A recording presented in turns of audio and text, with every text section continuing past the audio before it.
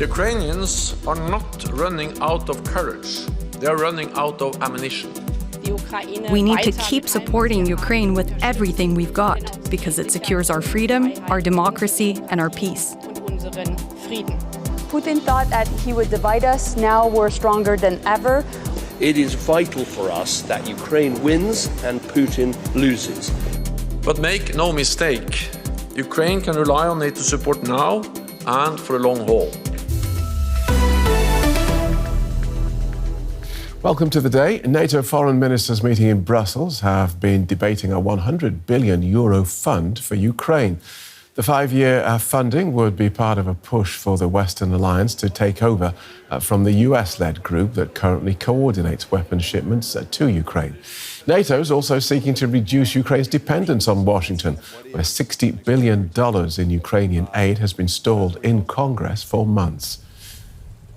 Here's the alliance's Secretary-General, Jens Stoltenberg. The Ukrainians are not running out of courage. They are running out of ammunition. We need to step up now to ensure our support is built to last. Today, allies have agreed to move forward with planning for a greater NATO role in coordinating security assistance and training. The details will take shape in the weeks to come. But make no mistake, Ukraine can rely on NATO support now and for the long haul. Let's get more from our Brussels correspondent, Teri Schultz. Welcome back, Teri. As part of that statement, Mr. Stoltenberg said this new Ukraine fund would send a strong message to Russia. So tell us more about it and the level of support it has. Well, if you listen to Stoltenberg carefully, he says that allies have agreed to move forward in planning. That doesn't mean they've agreed to the proposal that he's made. This idea that over the next 5 years you would come up with 100 billion euros to support Ukraine, and that NATO would do a lot of the coordination on weapons procurement and delivery to Ukraine. But it is a big step, because this would be taking over a lot of the responsibilities of the so-called Ramstein group from the United States, which has played the coordinating role and founded the group. And this would be important for NATO. It would also be stabilizing this concept for Ukraine into the future, so it doesn't depend on what happens in Washington this November. And that, of course, is what's driving a lot of the reason behind NATO taking over these responsibilities now. Yeah, let's look at that, because we have this fund and we have NATO hoping to take over the coordination of weapons deliveries. And so this is them trying to show Washington what? Europe can stand on its own 2 feet?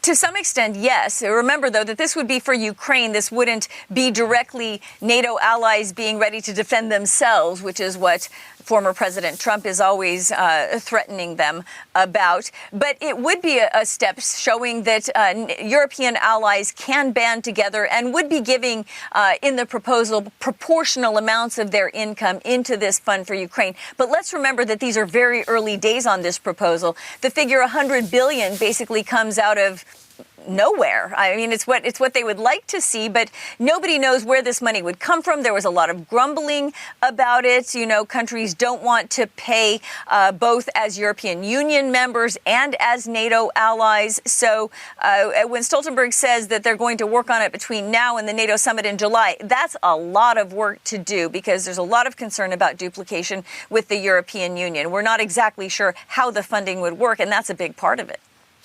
Vladimir Putin's just been re-elected president in Russia, which many leaders in Europe fear could embolden him even further. How concerned is NATO about Russia's next steps?